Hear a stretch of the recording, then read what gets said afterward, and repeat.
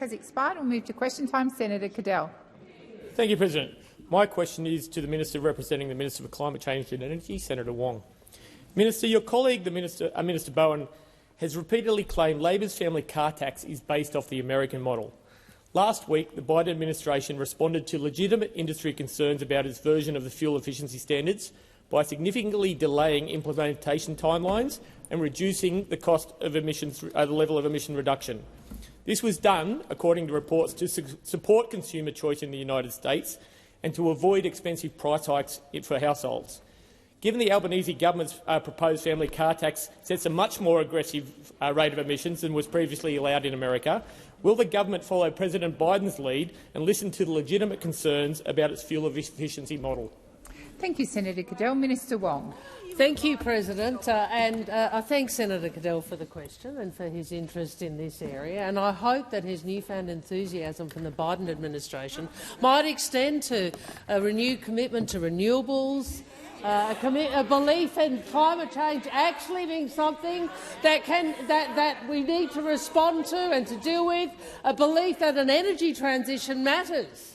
I mean, there are a whole range of things that this administration is engaging in that your party room refused to engage in, refused to do, refused to support, and in fact, for nearly a decade in government, ensured that there was no policy reform, there was no energy policy, there was no progress when it comes to this issue, all because some people over there didn't believe that climate change was a thing. And in fact, they still don't. They still don't. But I do thank him for his question about the vehicle emission standards. I would note that the vehicle efficiency standards response from those opposite appears to be an argument that people shouldn't be able to buy cars that might cost them less to run. Might cost them less in terms of fuel. That seems to be the approach from those opposite. Let's make sure we require Australians to purchase vehicles that the rest of the world doesn't want to buy that will cost them more to run because they'll have to use more fuel. That appears to be the policy proposition from those opposite. You know, they vote against energy caps, price increase, energy caps, and price assistance as well. But in answer to the question, Senator Cadell, we are very aware of the Biden administration's policy in this area. That, along with Thank you, Minister. the consultation, will be examined very closely. Senator Cadell, first supplementary. Under the Biden government's fuel efficiency model, there are substantial subsidies in place for American auto manufacturers and subsidies for people to buy EVs. However, Labor's proposed family car tax would require companies producing petrol, diesel and even hybrid vehicles to purchase credits from EV makers. Is the government aware of any modelling on the cost of subsidies that will be paid to the growing number of Chinese EV makers and Tesla as a result of the proposed car tax? Thank you, Senator Cadell. Minister Wong. I am unclear. I'm unclear, and I apologise, Senator Cadell, if I have misunderstood your question. Minister Wong, please resume your seat. Senator Henderson, I have called the Senate to order, and you completely ignored that direction. Minister Wong, please continue. Senator Cadell, I'm unclear whether that last part of your question actually related to what the Biden administration was doing in relation to subsidies and the like. If so, that's a somewhat odd question to ask now, because we wouldn't model necessarily what happens in the US market. But I'm happy to make this point more generally. Of course, we are aware of what has occurred in the United States and what has occurred in other Minister international Wong, markets. please resume your seat.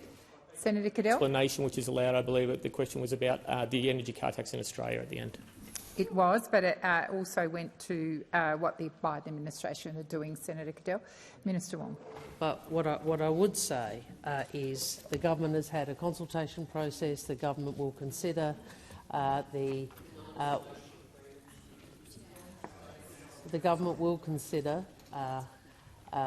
feedback from the industry and others when we finalise these standards. And of course, there's one aspect of that I'm sure that the ministers will look at what has occurred in relevant international markets, which, as you know, Senator, we do Thank you, lag. Minister. The time for answering has expired. Senator Goodell's second supplementary. Given we are in the middle of a cost of living crisis, why should Australian families have to pay more for the cars they want and need, like the Ford Ranger, like the Toyota Hilux, to help fund subsidies for Telstra and Chinese EV auto owners? Minister Wong. Minister Wong. Order. Well, perhaps the question is, why shouldn't Australians be able to buy cars that save them money? Isn't that? Yeah, that's actually the. What about having some choice? What about some choice? I mean, I'm always interested, isn't it? The coalition love markets when it suits them. Like they don't want to regulate wages. But oh boy, they're quite happy. They're quite happy to push back on choice where they have an ideological bent against a particular market regulation. I mean, this is about choice. This is about giving Australians the opportunity to buy cars that save them money. Senator O'Sullivan. We are behind so much of the developed world on this. We've gone through a proper consultation process. I'm sure the ministers will consider all of the consultation carefully, as well as looking at the international evidence. Senator Walsh. Thank you, President. My question is to the Minister representing the Minister for Employment and Workplace Relations, Senator Watt. I am aware that Minister Burke has said that boosting and protecting wages is a key part of the government's plan to help Australians deal with cost of living pressures. How is the Albanese Labor government working to get wages moving for low-paid workers? Minister Watt. Thanks, President, and thanks, Senator Walsh, who, like so many people on this side of the chamber, has devoted her working life to supporting the interests of low-paid workers. And Senator Walsh knows that the Albanese government's #1 priority is addressing inflation and cost of living pressures. We know a lot of people are doing it tough, and that's why each and every day we're working to ensure that Australians earn more and keep more of what they earn. From the 1st of July, Labor's tax cuts for more taxpayers will help make that happen. But the other way we can ensure workers can deal with cost of living pressures is to get wages moving again, to ensure that workers earn enough to provide for their loved ones and get ahead. Our workplace relations reforms are helping low-paid workers who are doing it the toughest. And today we announced that the Albanese government's submission to the Fair Work Commission annual wage review, which impacts 2.9 million workers relying on awards, will recommend that real wages of Australia's low-paid workers should not go backwards. People on the lowest wages have the least capacity to deal with rising prices, and we want to ensure that their wages keep pace. That's why we've backed in low-paid workers every year at the Fair Work Commission. What a pleasant change. What a pleasant change that occurred after the change of government. And as a result of this change under the Albanese Labor government, the minimum wage under our government has increased by 5.2% in 2022 and 8.6% in 2023. Now a full-time minimum wage worker, like a cleaner or a retail worker, is earning $110 more per week since Labor took office. Now, we know the opposition have consistently voted against better wages, against secure jobs and against closing the gender pay gap. So it's no surprise that today they still can't bring themselves to support our actions. They spent 10 years keeping wages low as a deliberate design feature of their economic policy, and they're still at it today. Thank you, Minister Watt. Senator Walsh, first supplementary. Thank you, President. Noting that many Australians, particularly in low-paid industries like community and disability services, retail and hospitality, are feeling under the pump as a result of cost of living pressures, how is the Albanese Labor government helping workers in low-paid sectors earn more and keep more of what they earn? Minister Watt. Thanks again, Senator Walsh. Well, how is the government helping workers earn more? It may be a novel idea to those opposite, but we're actually doing it by improving workers' pay and conditions. The Albanese Labor government's workplace relations reforms are helping low-paid workers who are doing it tough to earn more by criminalising wage theft, stopping the underpayment of workers through the use of labour hire and stopping unpaid overtime, all things that were opposed by the coalition in opposition, just as they opposed those types of changes when they were in government. Our reforms are clearly working, with average wages growing at 4.2%, double the rate that occurred under those opposite. But Senator Walsh also asked me how we are helping workers keep more of what they earn. And of course, from the 1st of July, Labor is delivering a tax cut for all Australian taxpayers. All 13.6 million taxpayers will receive a tax cut, and more than 95% of nurses, teachers and truckies will receive a bigger tax cut under Labor. Senator Walsh, second supplementary. Minister, given that low wages are a deliberate design feature of the Liberal and National Economic Plan, how is the Albanese Labor government working to reverse a decade of deliberate wage stagnation under those opposite? Minister Watt. Thanks, Senator Walsh. And don't we enjoy it when we hear them moaning over the other side every time we talk about the fact that under Labor you'll earn more and keep more of what you earn, and under the Coalition you'll earn less and work more. And the reason they groan about it is they're so embarrassed about their record, and they're embarrassed about the fact that they still haven't worked out that it was time to shift policy when they lost the election. We know that if this mob are ever re-elected to government, they will continue their traditional policies of keeping wages low, keeping conditions low, and letting the gap between rich and poor get even wider. They have now voted against higher wages for workers more than 27 times in this term of parliament alone. And today we heard the member for New England, who we know still wants to come back as the National Party leader, continue describing pay rises for low-paid workers as window dressing. Well, I don't think that pay rises for low-paid workers are window dressing, and no one on the Labor side does either. Under Labor, you'll keep more of what you earn. Has expired. Senator O'Sullivan. Thank you, President. My question is to the Minister representing the Treasurer, Senator Gallagher. The most recent Finder RBA survey found that economists' positive sentiment across employment, wage growth, housing and affordability, cost of living and household debt was at its second lowest point in the history of Finder's RBA survey at 10%, second only to March 2020, which was at 8%. Meanwhile, new ABS data has revealed that over the 12 months to December 2023, all 5 living cost indexes rose by up to 6.9%.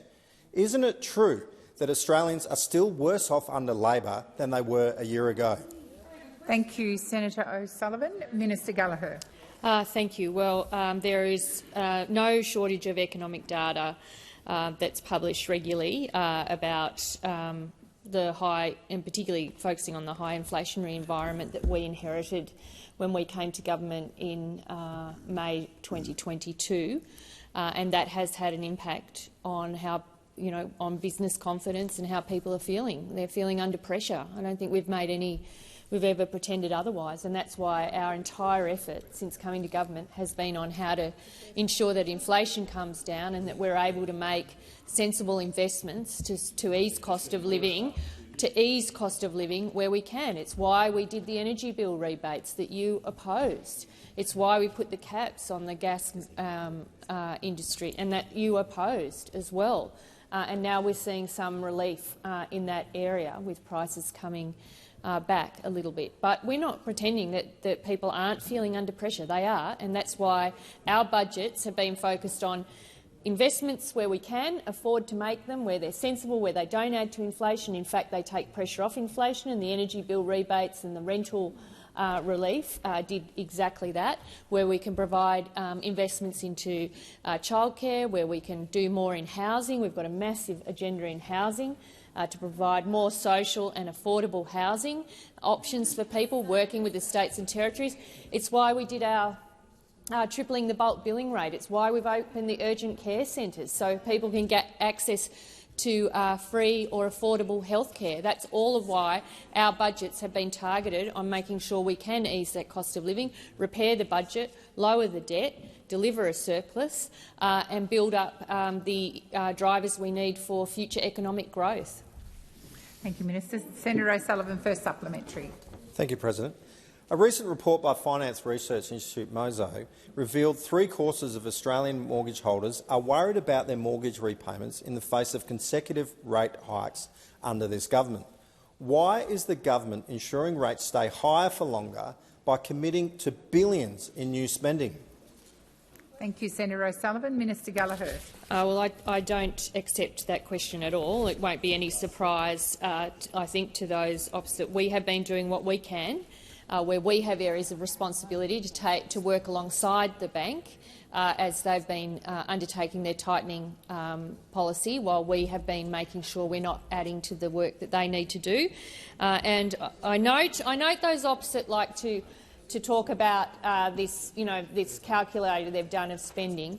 What they don't tell you is that the vast majority of that, a large part of that, is actually parameter variations for pensions, for JobSeeker, for other investments like that, estimates variations that I can only presume that you opposite do not support. So you don't support indexing the age pension, clearly. You don't support indexing JobSeeker.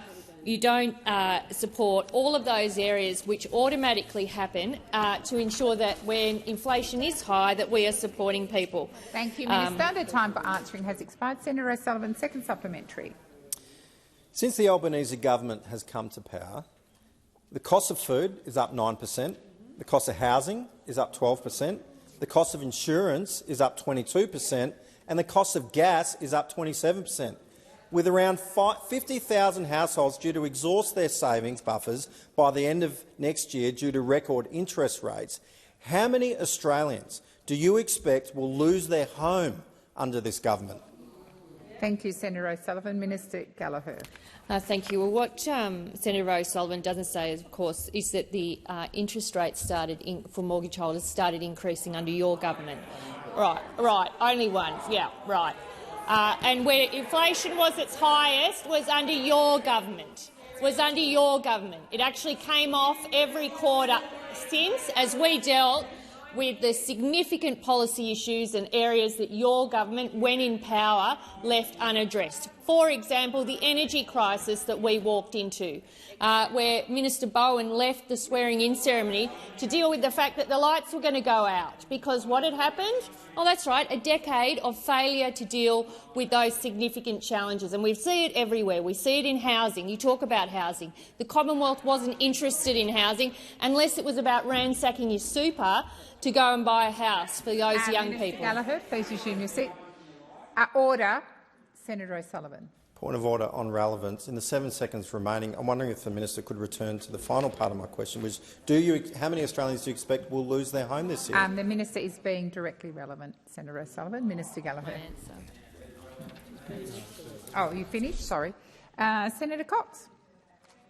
The question is to the Minister representing the Minister for Indigenous Australians, Minister Gallagher.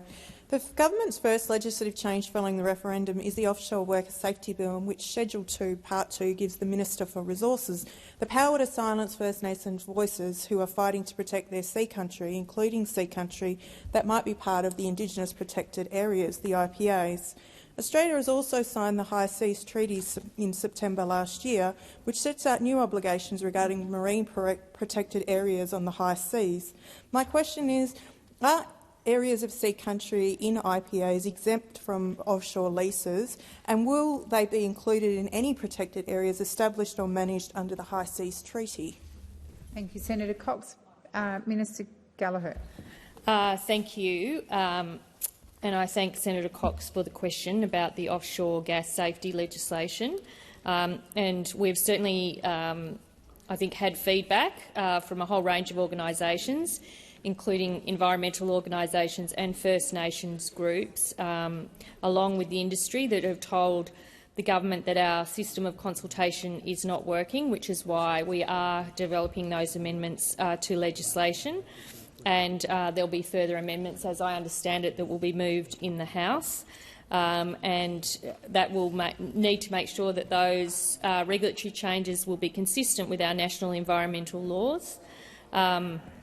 I think this is probably more a question better asked to the Minister for Resources rather than the Minister for Indigenous Australians, but we are aware of, certainly in the consultations around this bill, of feedback from First Nations groups and ministers, including the Minister for Resources, Minister King, has been doing the consultations around that legislation. So My advice is there will be no changes to rigorous environmental assessments. No environmental standards will be watered down.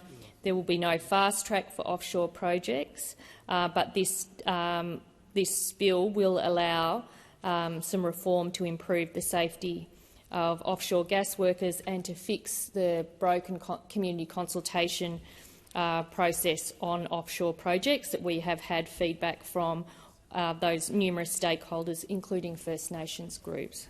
Thank you, Minister. Senator Cox, first supplementary.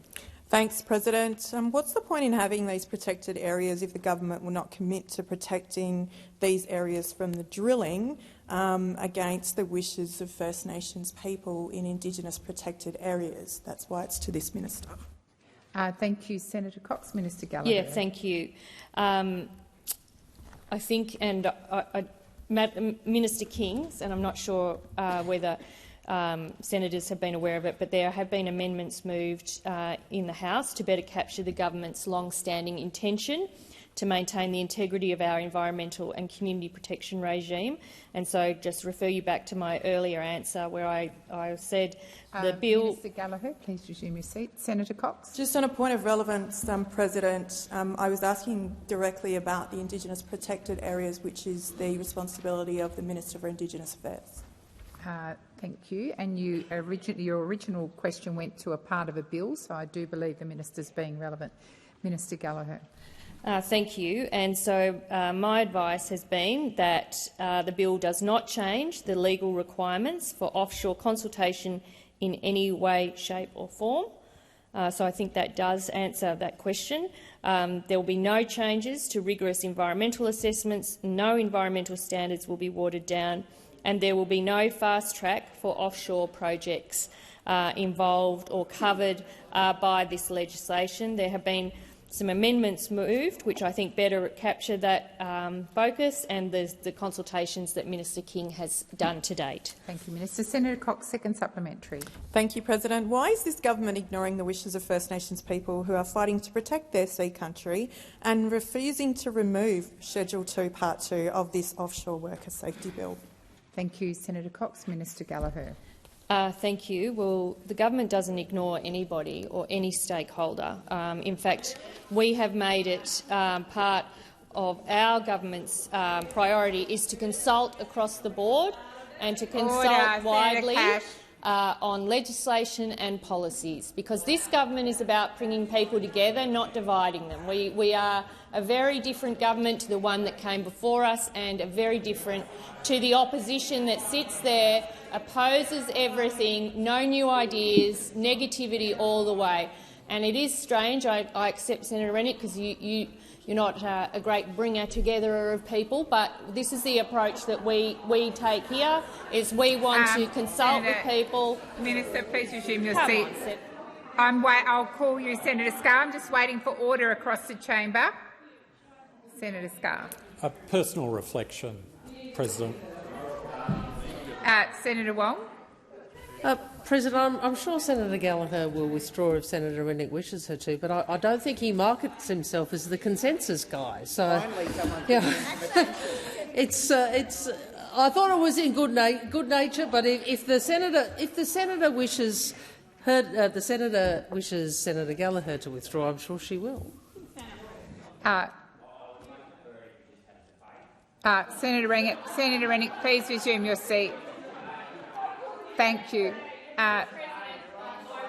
Thank you, Minister. Interjections that were occurring, but I withdraw. But we don't ignore stakeholders on projects. The approach we take is that ministers work with stakeholders. If there are areas where we disagree, explain why we disagree. But on this one, Minister King is leading those consultations. Thank you, Minister. Senator Payman. Thank you, President. My question is to Minister for Women, Senator Gallagher. I note the minister recently launched Working for Women, a strategy for gender equality, which identified a number of areas of focus, including women's safety, sharing and valuing paid and unpaid care work, women's leadership and women's economic equality. I also understand that the Albanese Labor government will make a submission to the Fair Work Commission's 2023-24 annual wage review, recommending that wages don't go backwards. Given that women are disproportionately represented in low-paid and award-reliant jobs, how will the government's submission advocate for these women workers in our economy?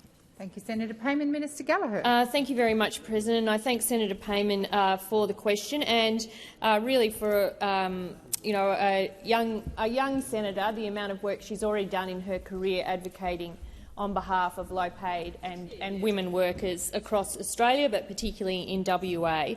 Women are disproportionately represented in low-paid and award-reliant jobs, and we don't want to see women going backwards with what they earn. So despite the recent improvement in the gender pay gap, there remains a substantial disparity in earnings between men and women, and we are committed to continue to work to close this gap.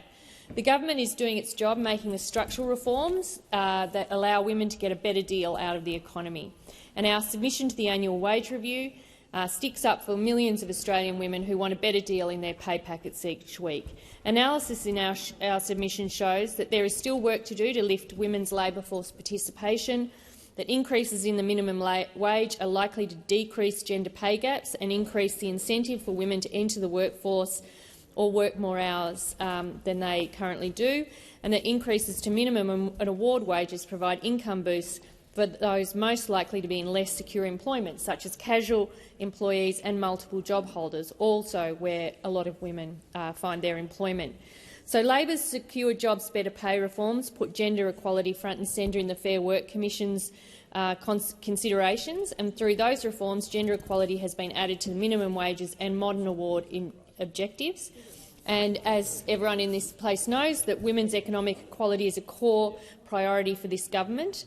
We'll continue to advocate for women's economic equality in all that we do and all of the policy work and the decisions that we take through the budget process.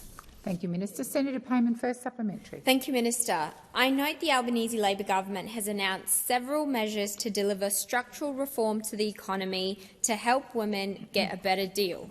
How does the government's Working for Women strategy, released earlier this month, set the scene for the submission that the government will make to the Fair Work Commission later this week? Thank you, Senator Payman. Minister Gallagher. Thank you very much, and I thank Senator Payman for the question. Working for Women does build on the work that we've already done, as Senator Payman points out. It tells us that we won't achieve equality for women without structural changes across multiple policy areas, so that because we know that women's experiences aren't siloed. So women's safety is not disconnected from economic security and equality. The gender pay and earnings gap are not separate from the significant caring role that women play in our community. The low pay of feminised industries, especially in the care sector, links to how we as a community value the care work and value and respect women and the work that they do. And women's leadership and representation in decision-making is directly connected to designing and implementing policies that work for women. This is a serious and important work for which Labor has a clear plan and a clear and ongoing commitment. Thank you, Minister. Senator Payman, second supplementary. Thank you, Minister. It is clear that the Albanese Labor government is working hard for all Australians, including Australian women. How will the upcoming budget and the initiatives the government has already announced deliver a better deal for Australian women, and why is it so important to have women in positions of leadership to deliver these important reforms? Thank you, Senator Payman. Minister Gallagher. Thank you, and I thank Senator Payman for that question. Well, we do have a plan, and of course we're here proud members of the first federal government that has a majority of members who are women, and that does ensure that gender equality is not a fight that we have in our party room. Everybody understands that there is work to be done, and that we need to address it using the levers of government. And we've been doing that by publishing publishing employer gender pay gaps, by expanding PPL to 26 weeks, through our tax cuts, where 90% of women will get a bigger tax cut, $4.7 billion for our cheaper childcare plan, expanding parenting payments single, reforming our workplace relations system to make it work better for women, our plan to end violence against women and children, and all the work that we're doing in the health space, our gender-responsive budgeting, and of course our gender equal cabinet and government, where we have women sitting around the table, listening to women and united in getting on with and working for women. Has expired. Senator Roberts. Thank you, President. My question is to the Minister representing the Minister for Immigration and the Minister representing the Minister for Infrastructure, Senator Watt. Minister, what is the number of homes required to house the 549,000 people who arrived on permanent visas in 2023? How many houses? Thank you, Senator Roberts. Minister Watt. Thank you, Senator Roberts, for your question. I know you asked a very similar question last week, and as I pointed out to you last week, it's understood and expected that migration levels in Australia have peaked, that they peaked in 2022-23 and are forecast to drop in half by next year. And that is as a direct result of the changes made by the Albanese government, particularly to tackle the rorts that were occurring in the international student visa system that we inherited from the former government.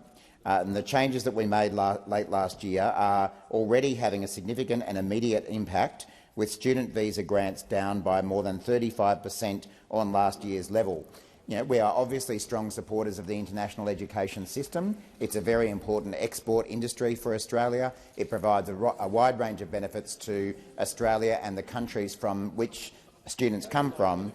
But the reality is that the system, unfortunately, was being rorted by a number of companies, and that needed to be tackled. It wasn't tackled by the former government, but we are tackling it, and that is having an effect.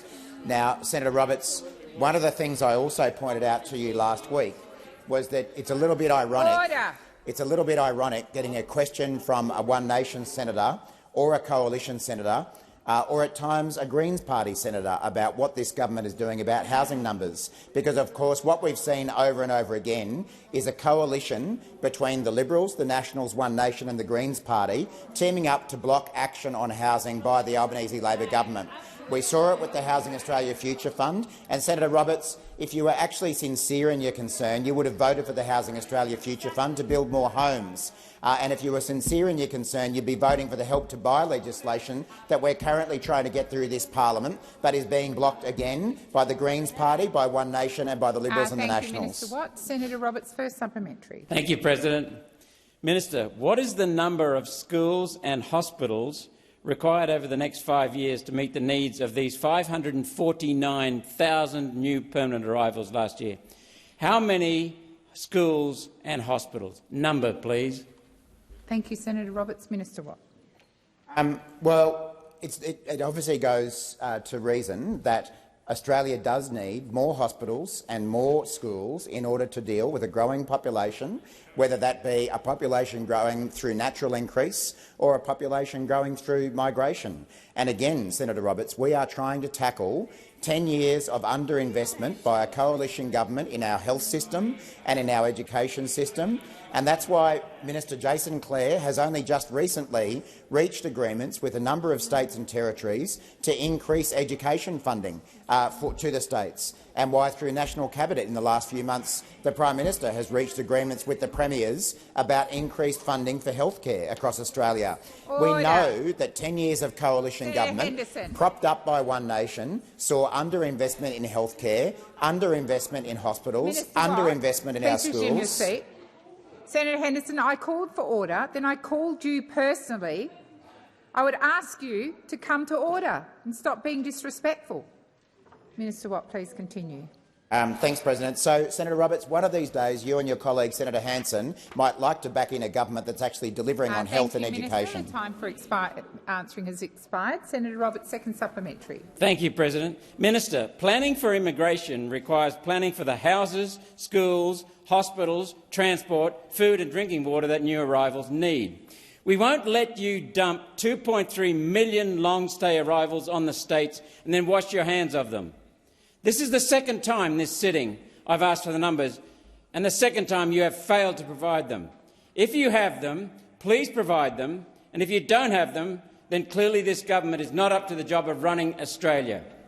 Thank you, Senator Roberts. Minister Watt. Thanks, President. Thanks, Senator Roberts. Well, Senator Roberts, for starters, I would take issue with your description of migrants as people who are dumped on the community. I think that is an offensive way to describe the contribution of millions of Australians who come from a migrant background. It's not funny, Senator Roberts. It's not funny to talk about dumping people or people being dumped. I'll come to you, Senator Roberts. Minister Watt, when answering the question, please direct your answers to the chair. Senator Roberts. A point of order. I'm not laughing at immigrants. I am half one. I'm laughing at the minister. Senator Roberts, that's not a point of order. Minister Watt.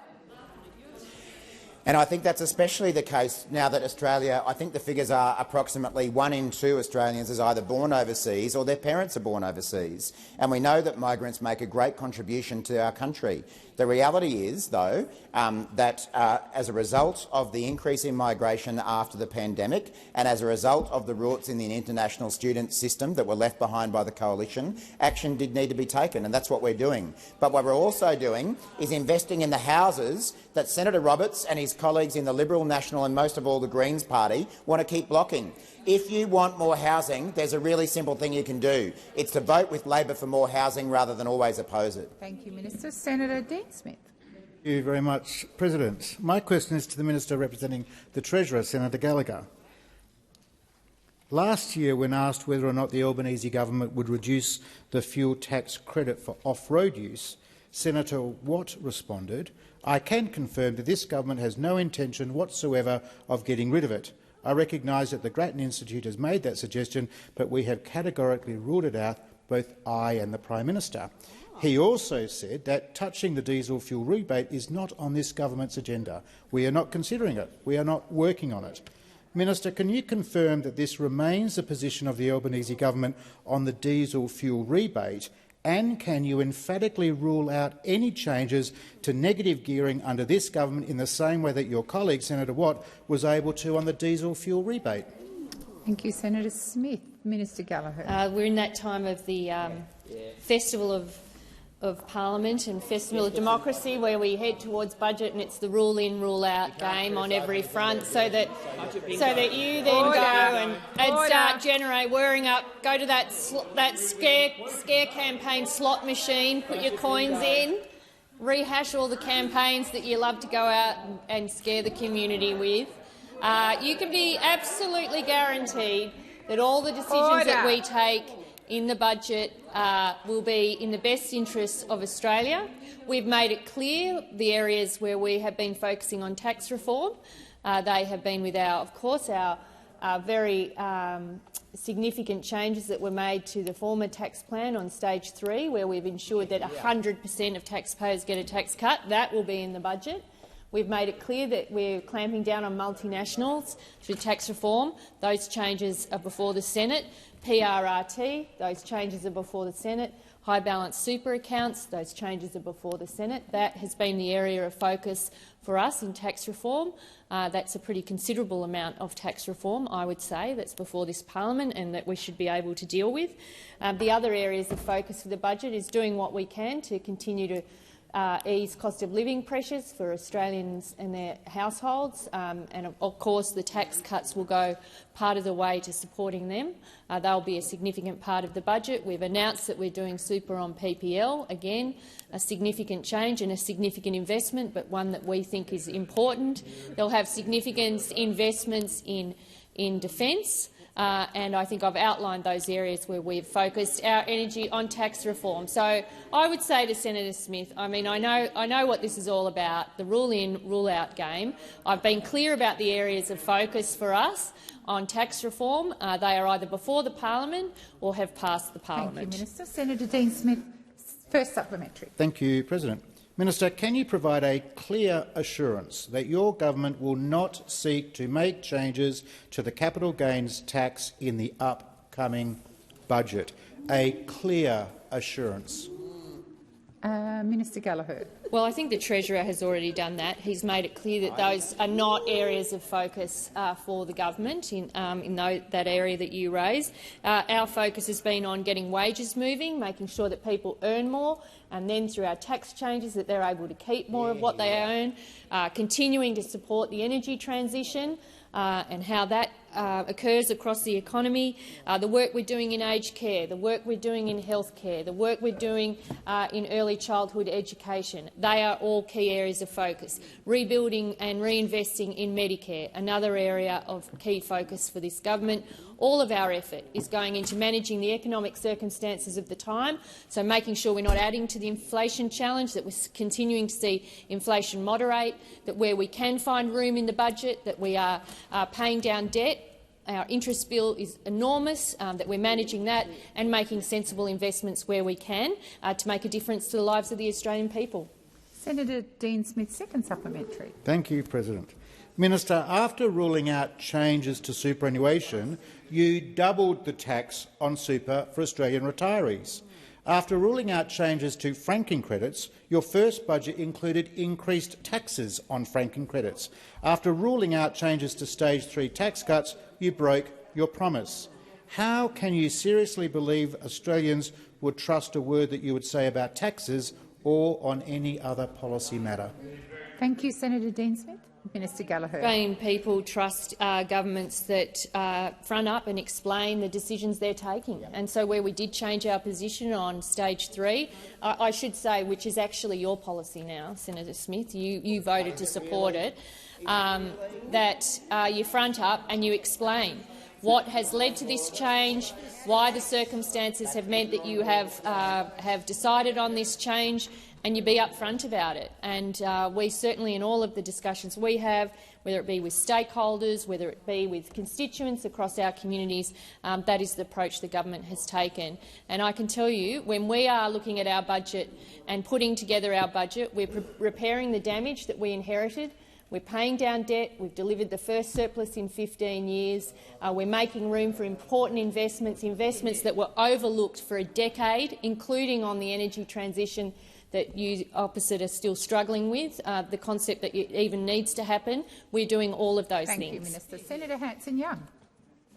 Thank you, Madam President. My question is to the Minister representing the Minister for Environment, Senator Wong.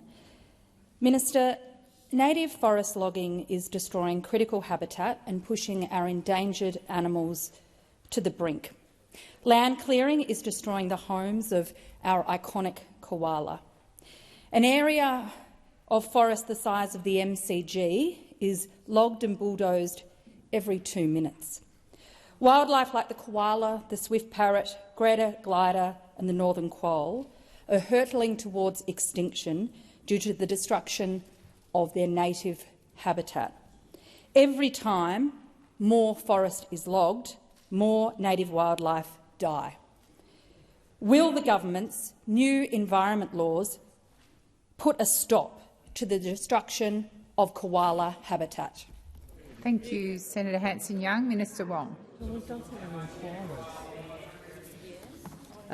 Thank you, Senator Hanson-Young, for that question, and I will give you an answer now as far as I'm able, and then in relation to the last point, which is, I think, a point about koala habitat, I've just asked for some further information on that.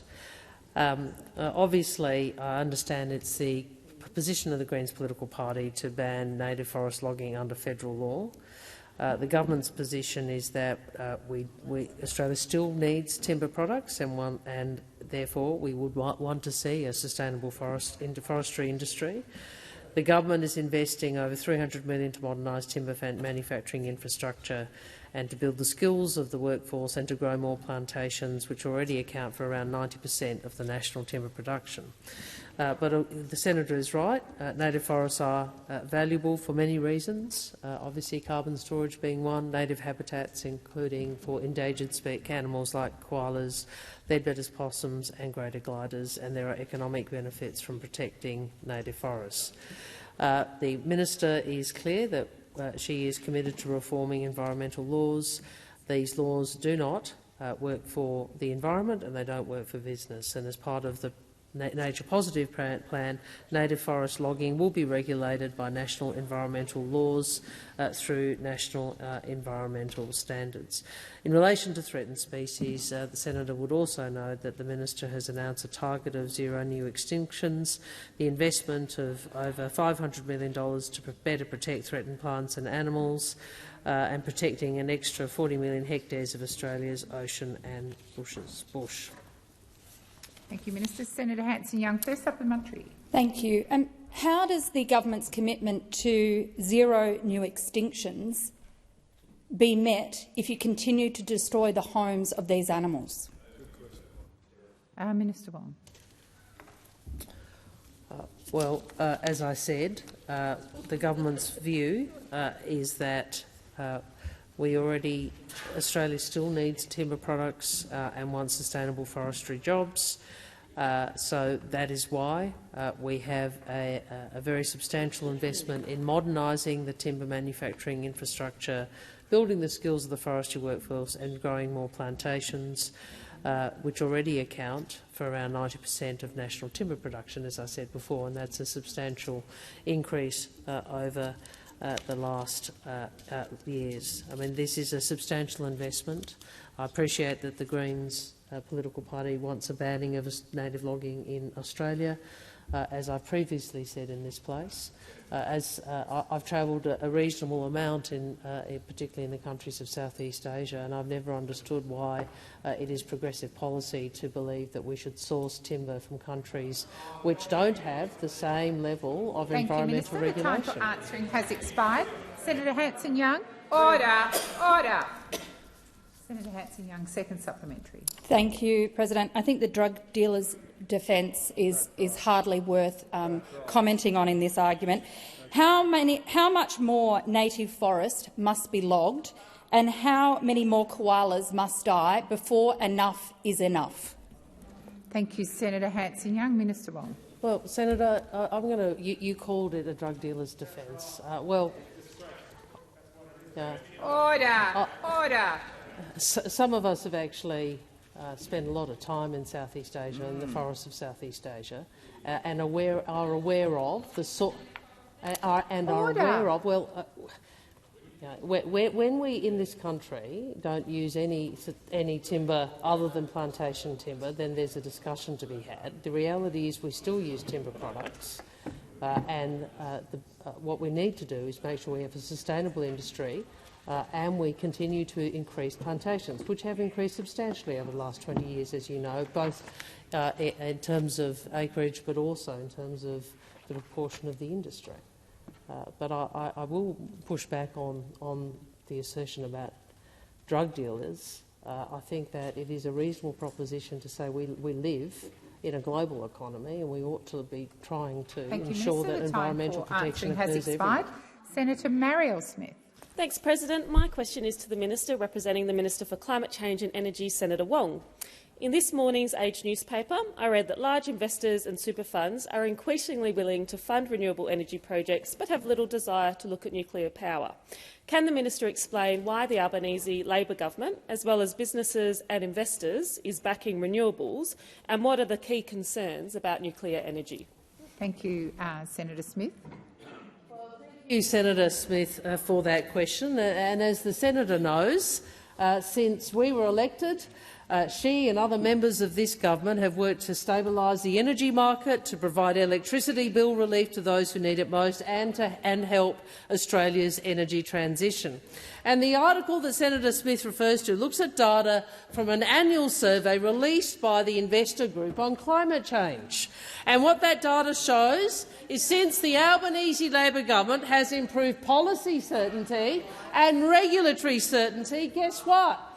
Confidence has rallied. The confidence of investors has rallied. Now, Senator Cash has been interjecting since I started speaking because they really can't bear the fact that they destroyed policy certainty in this market by having in excess of 20 policies over 10 years. The same report also found that on the list of technologies investors were looking at, guess where it was last? Nuclear power. Oh. Nuclear power. Now, for anyone actually interested in facts or evidence, this doesn't come as a surprise, because nuclear energy would increase bills, would cost taxpayers billions, risk reliability of the grid and won't be delivered on time. What a wonderful policy. But of course those opposite continue to cling to their nuclear fantasy. This morning the SMH published an article entitled Not in my backyard. Liberals, Nationals go cold on nuclear. And it detailed how 12 opposition MPs have publicly backed nuclear energy but refused to commit to hosting a nuclear power plant in their own electorates. That's the courage of their convictions, isn't it? Even Mr O'Brien won't back a power station in his electorate. They have no plan. They have no plan. They delivered nothing in government, and they still have no plan. The time for answering has expired. Senator Smith's first supplementary. Well, yes, thank you, Minister, for that response. How is the Albanese Labor government setting up the clean, cheap, reliable and resilient energy network whilst also working to stabilise the energy market now? I'm not going to call the minister until there's silence in the chamber. Order. Minister Wong. Well, this government took action to shield Australian families and businesses from the worst of the global energy price spikes. Our energy price relief rebates rolled out to more than 5 million households, lowering bills by hundreds of dollars while also lowering inflation. The draft default market offer maximum price that customers can be charged under standard contracts is stabilising and trending downwards. Let's remember who voted against the price relief package. Who has opposed every step this government, these senators have taken to try and work with Australians and help Australians who are facing high energy bills because of global markets? Those opposite opposed us every step of the way. We are delivering the Rewiring the Nation, expanded capacity investment scheme and the gas code. And the energy market operator says this is the lowest cost way to deliver a secure and reliable grid over coming decades. Thank you, Senator Wong. Senator Smith, second supplementary. Yes, thank you. I thank the minister as well for that response. What have energy experts said about the Albanese Labor government's approach to deliver a clean, cheap, reliable and resilient energy system? Order. Order. May I invite all of those interjecting before I've even called the minister to make your contribution at some other time, but not question time. Minister Wong. Thank you. Well, the Albanese government's energy plan is supported by independent advice from the CSIRO and the Australian Energy Market Operator. The plan of those opposite is supported by whom? It's by Gerard Rennick and Senator Canavan. It's designed to placate all of those who for 10 years have stopped any action on climate change by a coalition government. The work we are doing is supported by businesses and investors alike, whereas those opposite, I think we've all lost count. Well, certainly it's over 20, how many energy policies they have had. The reality is this opposition has nothing positive to offer the country. They just say no. They oppose everything. We on this side are here to get things done, and we will, and we are. Thank you, Minister Wong. Senator Patterson. Thank you, Madam President. My question is to the Minister representing the Prime Minister, Senator Wong. Earlier this month, the United States House of Representatives passed a bill that would require ByteDance, a Beijing-headquartered company subject to the control of the Chinese Communist Party, to divest control of TikTok to make the app safe for US users. Will our government commit to similar legislation in Australia if the bill passes the US Congress? Thank you, Senator Patterson. Minister Wong. President, in relation to that matter and the issues of the security of Australians, including online, what I can assure you of is that the government will always consider very carefully the advice of security agencies and experts and will act accordingly. The question was, will we look at a bill in another jurisdiction and act on that basis? Of course we will take into account what others are doing, and there is legislation which would have an effect on the company on TikTok, as you say. But obviously we will make policy in Australia considering the Australian circumstances. I would note that as a consequence of government consideration of this, that particular platform is regulated in terms of whether or not it is on government devices. Senator would be aware of that, and I think he was part of the discussions about that. We always consider very carefully the advice provided by national security agencies on this matter and on all matters. Senator Patterson, first supplementary. Thank you, Madam President. Does the government share the concerns of our counterparts in the United States that a company who can be legally compelled to cooperate with Chinese intelligence agencies and to keep that cooperation a secret poses significant surveillance and foreign interference risks to Australia? Thank you, Senator Patterson. Minister Wong. Well, as I said, on this security matters, as on all security matters, we will take advice from agencies. I would again make this point that we've taken strong action to restrict access to TikTok on devices that handle sensitive data, in line with advice from intelligence and security agencies. I think it was April of last year we issued a direction restricting the use of TikTok on government devices. Obviously, we will monitor the bill in the United States. More broadly, we are concerned about the amount of data collected by social media platforms. We are concerned about the possibility of foreign interference on those platforms. We're concerned about disinformation on those platforms, and we've seen a lot of inaccurate information becoming much more prevalent in our democracy over the period of these last couple of years, and I think all of us need to guard against that. Senator Patterson, second supplementary. Thanks, Madam President. The Minister is right. In April last year, the Albanese government did finally decide to ban TikTok from Commonwealth-issued devices, almost a year after the Coalition originally called on them to do so, and after all of our Five Eyes partners and many other nations had already acted. Will the Albanese government commit to action to address the national security risks presented by TikTok and ensure that Australia is not again left behind? Thank you, Senator Patterson. Minister Wong. I think that was Senator Patterson, delivering his own report card, wasn't it? Yes, and I'm very Senator. With in relation to order, this, Senator Ruston. What I would say, Senator Patterson, is Senator Ruston. Would you like to stand up, Senator Ruston? You can say.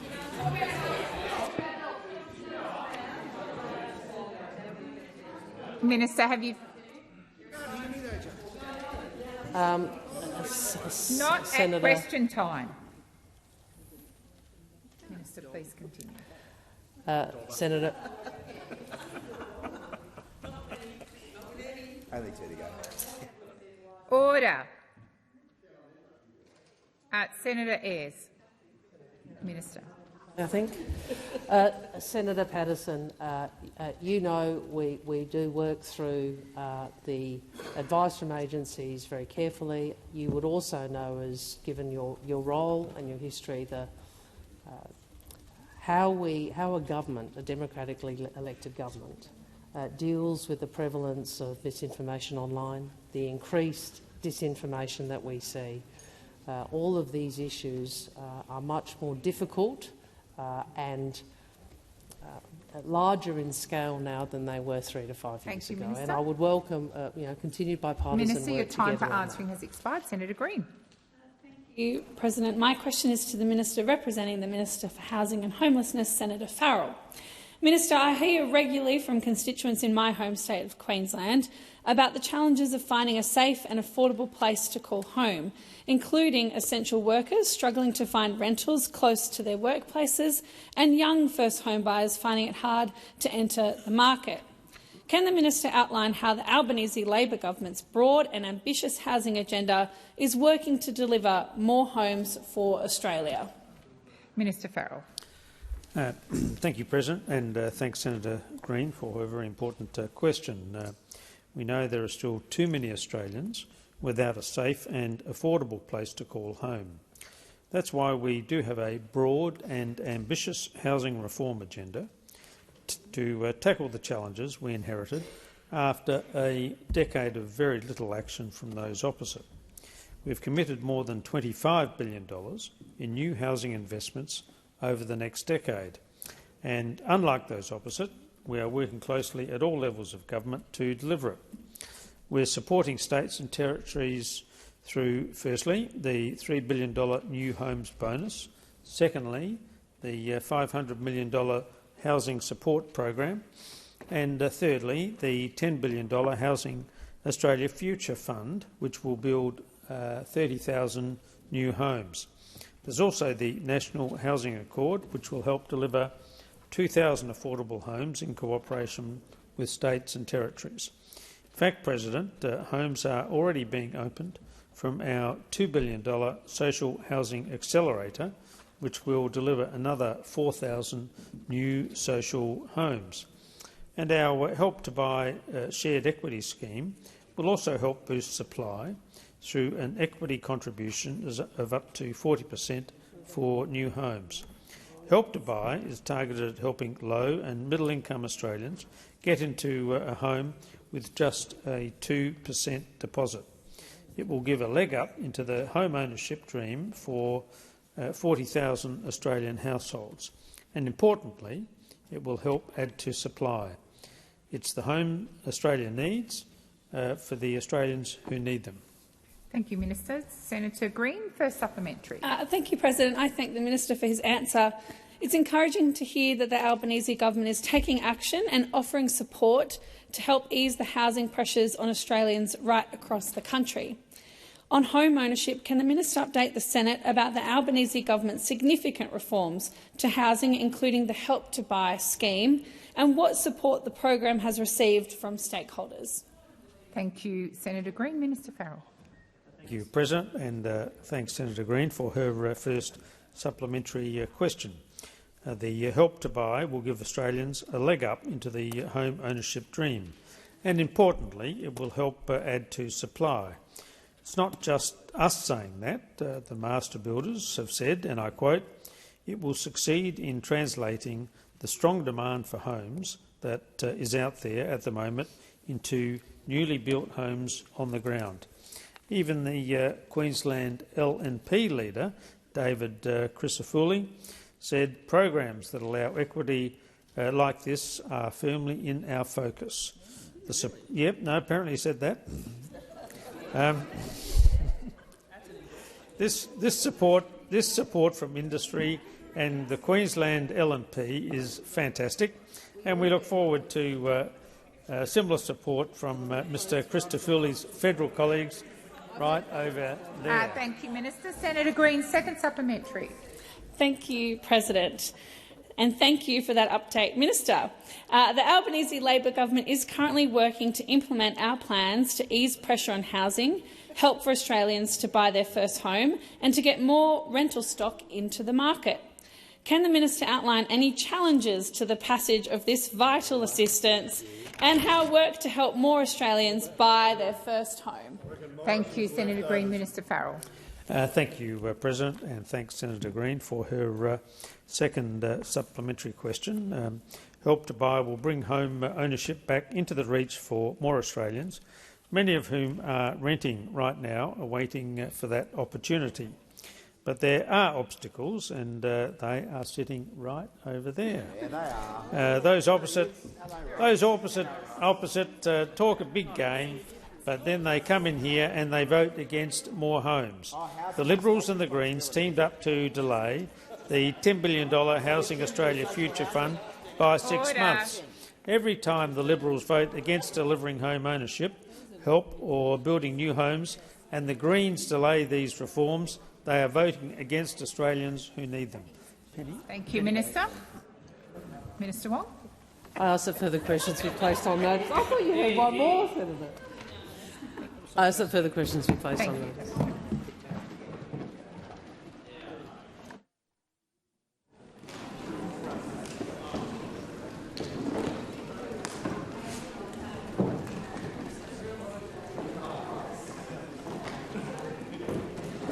There you go. How are you?